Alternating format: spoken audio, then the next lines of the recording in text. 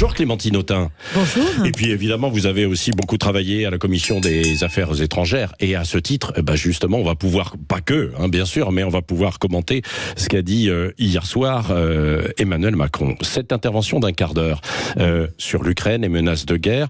Nous rentrons dans une nouvelle ère, a dit le chef de l'État, en insistant toujours sur la menace russe et puis les dangers du monde. Comment vous avez pris cette mise en garde ? Je partage. Oui. Je partage cette mise en garde du président de la République. Nous sommes entrés dans une nouvelle ère, nous sommes dans un moment de bascule, mais il faut en tirer toutes les conséquences.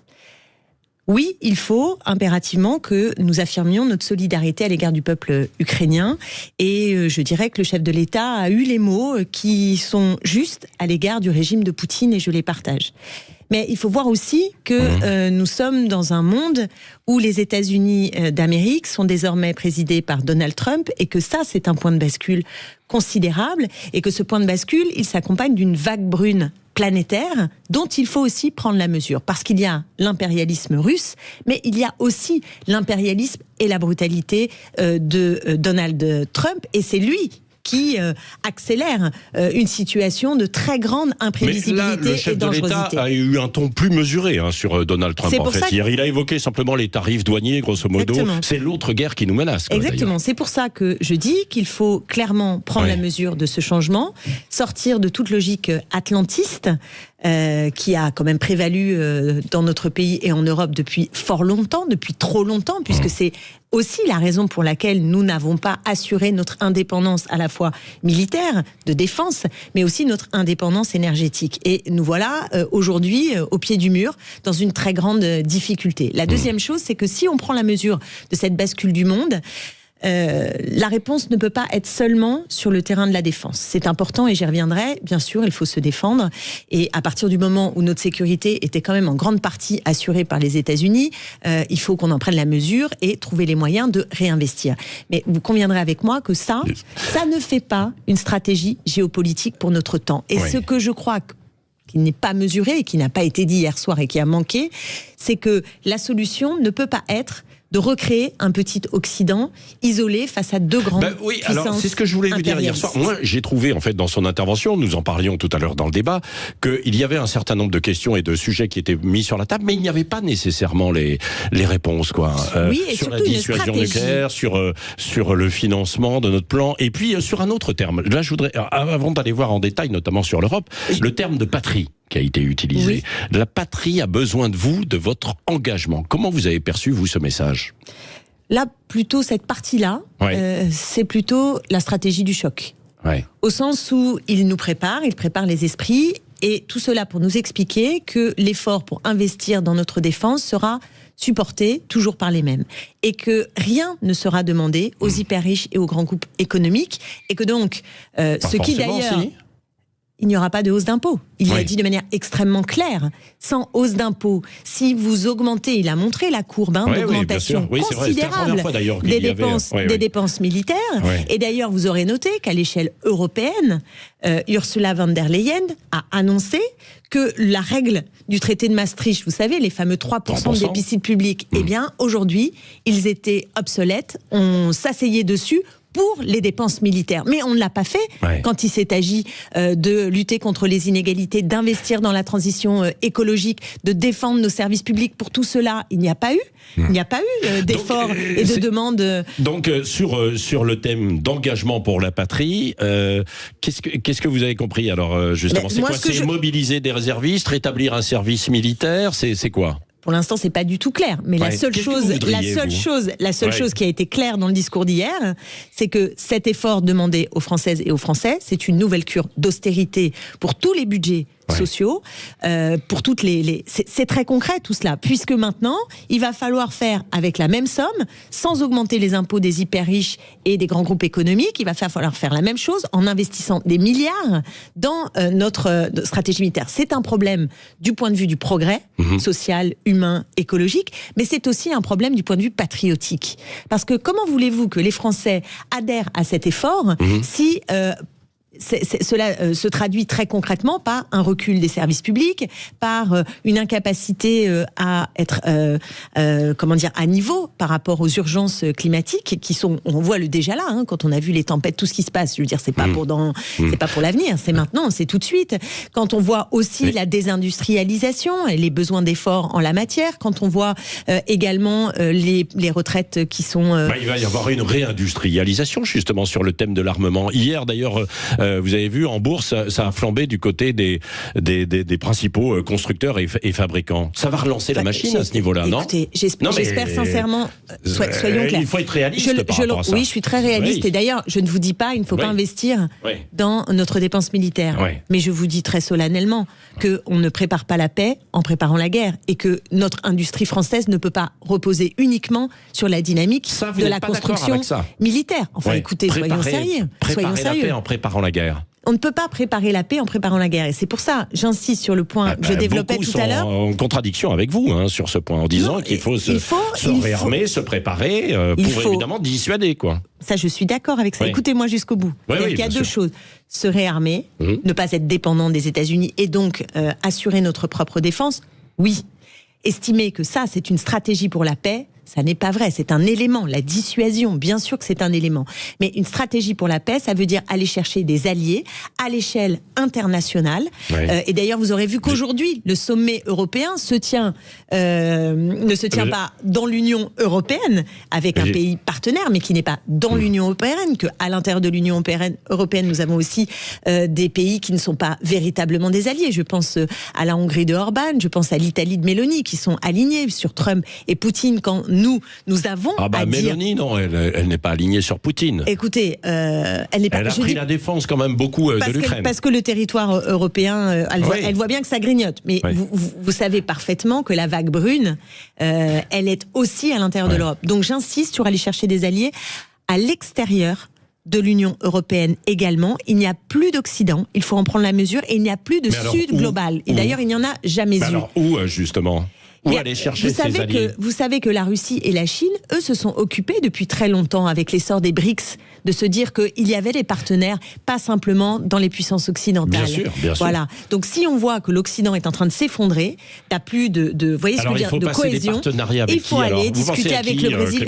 Moi, je pense que la France doit être non alignée, c'est-à-dire avoir sa stratégie, chercher évidemment à se coordonner à l'échelle européenne et essayer d'avoir des stratégies diplomatiques, d'alliance, de front, enfin je ne sais pas si le mot est parfaitement juste, mais vous voyez, d'alliance sur des objectifs précis et toujours fondé sur des principes. Le droit international, le président de la République hier n'en a pas dit un mot. Le droit international, c'est fondamental. S'il n'y a pas de règles, s'il n'y a pas de principes, s'il n'y a pas de droit, s'il n'y a pas de démocratie, c'est la jungle. Et c'est ça que veulent à la fois Trump et Poutine. Donc moi je dis ni Trump ni Poutine, des principes, la démocratie, l'autodétermination des peuples, à chaque fois être présent pour ne pas accepter ces annexions qui sont des annexions inadmissibles, intolérables, et d'autant que nous savons que Poutine veut pousser son avantage d'une certaine manière dans la situation. C'est très inquiétant. Est-ce que vous croyez que Poutine, lui, menace l'Europe tout entière ? Parce que, à travers les propos d'Emmanuel Macron, il donnait cette impression quand même hier. Oui, je pense qu'il y a... La Russie nous menace. Vous croyez qu'elle nous menace vraiment, nous, l'Europe, aujourd'hui, sachant qu'elle n'a pas réussi en quelques jours, comme l'espérait Poutine, à prendre l'Ukraine ? C'est assez impressionnant que l'Ukraine ait tenu militairement et résisté pendant 3 ans, ça c'est clair. C'est très impressionnant même. Et ça dit des choses sur l'armée ukrainienne, mais je crois que ça dit aussi, et c'est une leçon du XXe siècle très fort dans les mouvements de décolonisation. Vous savez, les mouvements de décolonisation au XXe siècle, ils ont gagné contre des armées qui étaient bien plus grosses qu'elles, dans des conflits où normalement ils devaient perdre. Il y a une énergie des dominés, une énergie de ceux qui ne sont pas, vous voyez ce que je veux dire, qui se battent pour leur liberté, pour leurs droits, dont il faut prendre la mesure, c'est très important. Clémentine Autain, ce que l'on disait avant sa prise de parole d'Emmanuel Macron hier, c'était qu'il devait rassurer les Français. Est-ce que vous trouvez qu'il a été rassurant, ou alors au contraire, il a ajouté dans la dramaturgie, en surfant sur ce que lui reprochent certains, toujours la peur, les peurs? Écoutez, la gravité du moment me paraît l'évidence. Le président de la République doit incarner la gravité du moment. Moi, il ne me rassure pas, au sens où il ne prend pas la mesure de toute la situation et du bouger géopolitique, et notamment à l'égard de Trump, qu'il veut pour l'instant ménager, en espérant je ne sais quoi, parce que tous les actes posés par Donald Trump depuis qu'il est président de la République indiquent qu'il ne veut pas être un partenaire de l'Union européenne. Ce qu'il a dit sur l'offensive sur le Groenland, sur le Canada, les barrières douanières qui sont désormais potentiellement à 25%. Enfin, vous voyez bien que Trump est dans une stratégie agressive à l'égard de l'Union européenne et il porte des idées avec lesquelles notre modèle social, notre pays qui est enfant de la Révolution française ne peut pas supporter. Ne peut pas supporter. Pour revenir sur le coût de l'économie de guerre, est-ce qu'il faudrait, Clémentine Autain, pour vous, un impôt spécifique pour financer justement la guerre ? Non, d'abord je ne veux pas financer la guerre, je veux financer la paix. Et donc dans la paix, il y a une stratégie de défense. Pardonnez-moi, j'insiste sur le mot, mais c'est important. C'est très important dans l'état d'esprit qui doit être le nôtre. C'est l'état d'esprit qui doit être le nôtre. Ce que nous devons porter, c'est comment allons-nous stratégiquement affirmer nos principes et rechercher à chaque fois la paix. La paix, ça veut dire ni esprit munichois. Il ne s'agit pas de dire, du coup, au nom de la paix, on s'assoit sur tous nos principes et on laisse des pays agressés, annexés, comme le fait la Russie avec l'Ukraine. Mais ce n'est pas non plus l'engrenage guerrier. Et cette ligne de crête, pour moi, c'est la ligne de crête qu'une gauche digne de ce nom doit défendre dans ce moment. Quoi, et de la même manière sur la défense, de la même manière sur les dépenses militaires, moi je dis que cela ne peut pas se faire au détriment des investissements nécessaires dans notre modèle social et dans la transition écologique. Le directeur général de BPI France, Nicolas Dufourcq, il a été très clair hier. Je ne sais pas si vous avez entendu ses propos. Il a dit à un moment donné, on ne peut plus être un État-providence généreux si on veut réarmer le pays. Non, moi je vous dis qu'on ne peut plus être un État généreux avec les grands groupes économiques. On ne peut pas être un État généreux avec les ultra-riches. Et vous savez peut-être qu'à l'Assemblée nationale... Oui, la taxe l'impôt. Oui, mais de quoi nous parlions Nous parlions d'un impôt sur le patrimoine de ceux qui détiennent plus de 100 millions d'euros. Voilà.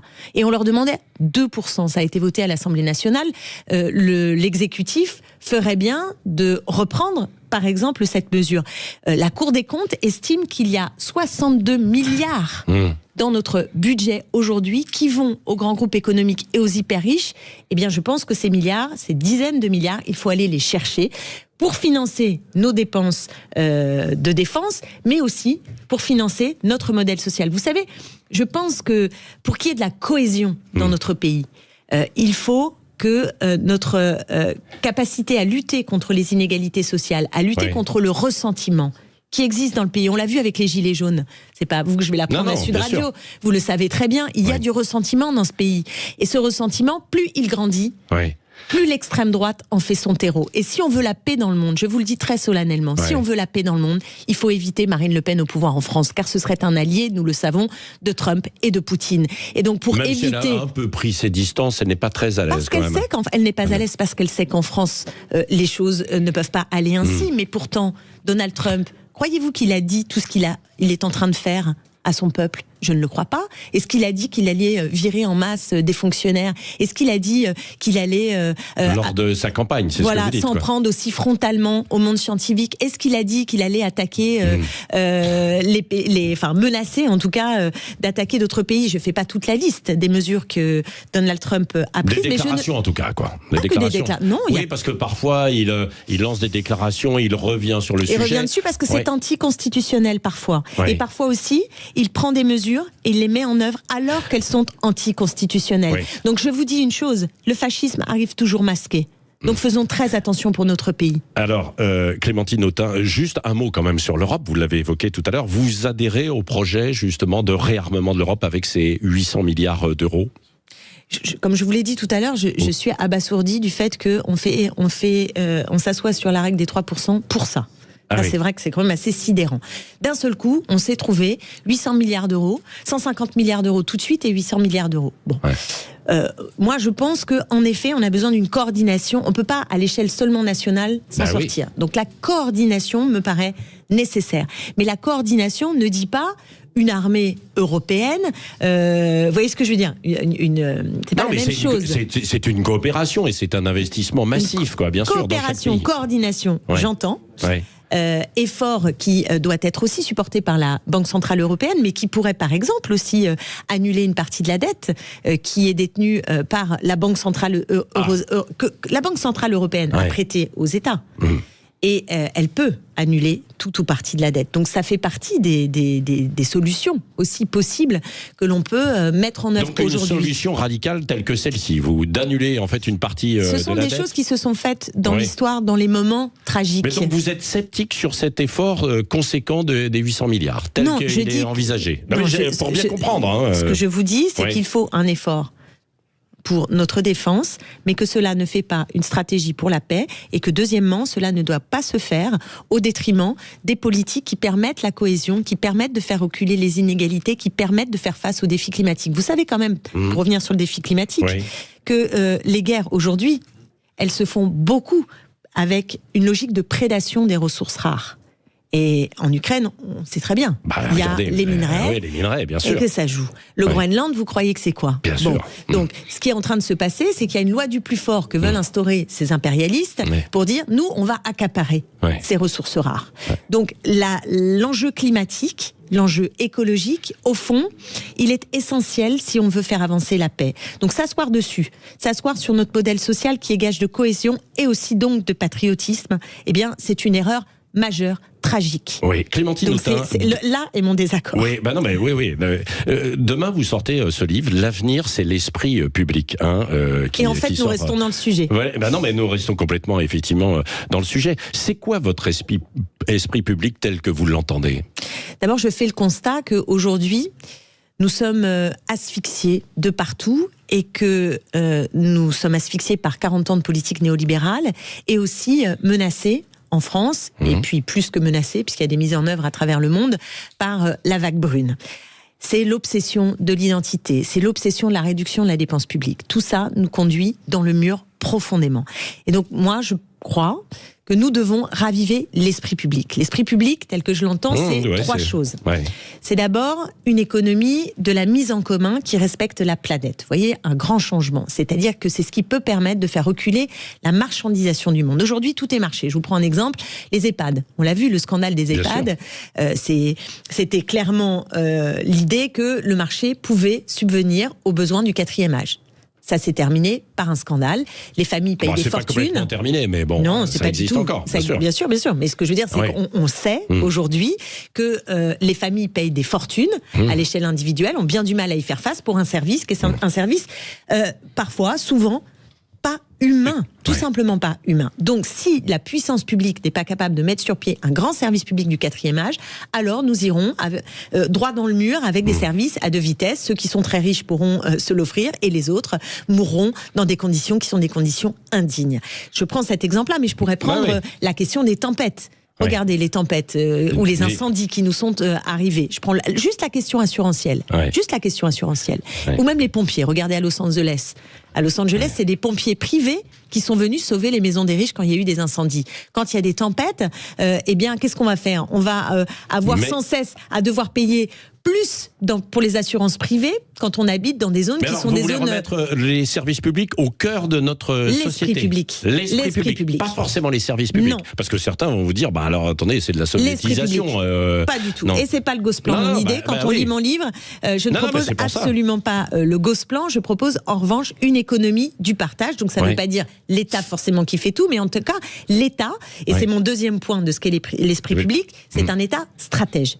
Un État stratège, ça veut dire un État qui est capable d'anticiper, d'organiser. Et enfin, la démocratie, et c'est là où vous voyez que ma proposition est tout sauf le Gosplan, c'est-à-dire que si on n'élève pas très fortement le niveau de la démocratie dans notre pays, là où aujourd'hui il est sans cesse grignoté par le pouvoir en place, eh bien nous ne serons pas à niveau des réponses nécessaires pour notre pays. Il nous reste 2 minutes, Clémentine Autain. Est-ce que ça, votre livre, c'est un nouvel acte vers une nouvelle candidature aussi à la présidentielle pour vous?